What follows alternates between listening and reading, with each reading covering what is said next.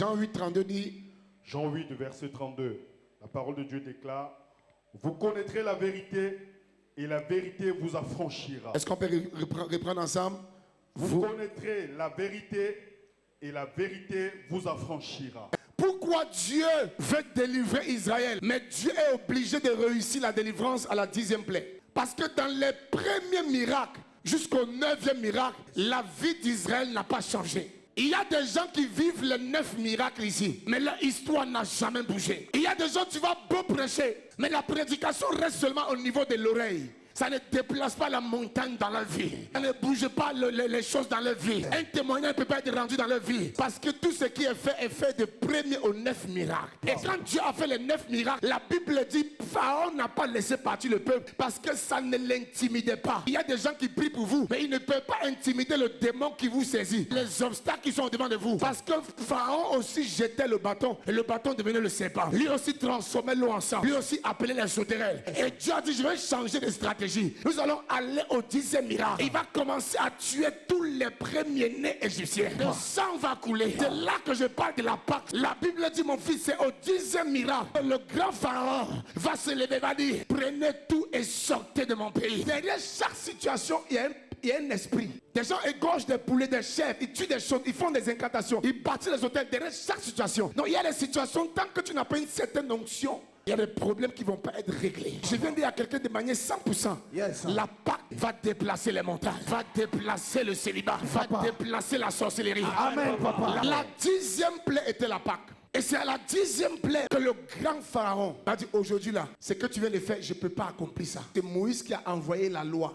Et Moïse a visité, a vu les 10 jugements, les 10 plaies. Moïse a vu cela. Moïse a dit, il dit, un prophète viendra, il sera plus fort que moi. Et Jean 1,14 dit que Jésus est venu avec la grâce et la vérité. Mais Moïse est arrivé avec la loi. Mais pourquoi Jésus aussi est venu? Jésus était la 2e Pâque. La première Pâque se fait avec Moïse quand il y a eu la délivrance de l'Égypte. C'était la Pâque, mais c'était une délivrance physique. Jésus maintenant veut nous annoncer une délivrance éternelle. C'est la raison pour laquelle Jésus a été élevé au-dessus de la croix. Yes, et lorsqu'il était élevé au-dessus de la croix, de quelle heure à quelle heure il y a eu des ténèbres sur la terre? De la 6e à la 9e heure. Comment les ténèbres peuvent arriver le matin alors que la nuit vient à partir de 19h? Parce que même le calendrier romain a été bouleversé. Quand les ténèbres sont apparues sur la terre, Dieu était en train de juger toutes les plus grandes entités. Les entités qui peuvent t'empêcher de réussir. Yes. C'est pourquoi cette Pâque que nous sommes en train de vivre, il y a des entités qui vont tomber et tu vas passer. Vous ne pouvez pas réussir votre vie tant qu'il y a encore des divinités qui vous empêchent de réussir. C'est la raison pour laquelle à la croix, il y a eu les ténèbres le matin. Parce que Dieu était en train de frapper tous les dieux étrangers. Dieu les a livrés publiquement en spectacle. Il dit l'acte qui nous condamnait a été effacé. Le travail a été fait à la croix. L'église ne considère pas la spiritualité, mais l'église considère le physique. Pourquoi Jésus, avant de commencer le ministère, se rend d'abord au désert après avoir été baptisé? Luc le chapitre 3, le verset 21. Pourquoi il part au désert? Parce qu'il doit d'abord combattre Satan avant de commencer le ministère. Il y a beaucoup de personnes dans la vie, ils évoluent, mais l'homme fort n'a jamais été réglé. La divinité n'est pas tombée. Mais à tout moment, tu peux t'écrouler. Et ça me fait tellement mal. Parce qu'il y a des gens, vous les voyez bien habillés, spirituellement, ils sont faibles. Ce n'est pas la taille de quelqu'un qui définit la victoire qu'il aura sur l'ennemi. C'est la raison pour laquelle David n'était pas grand. David était petit de taille. Il affrontait Goliath. Même malgré que Goliath l'a méprisé. Mais avant que Goliath n'engage la bataille, il maudit d'abord ses dieux. 1 Samuel 17, à partir de son verset 24. Parce qu'il sait que l'enfant là peut être petit de taille, mais son Dieu peut être grand. Tant que tu n'as pas réglé ton atmosphère spirituelle, donc il y a des batailles que tu ne remporteras pas. Dieu va mettre de l'ordre. Dieu va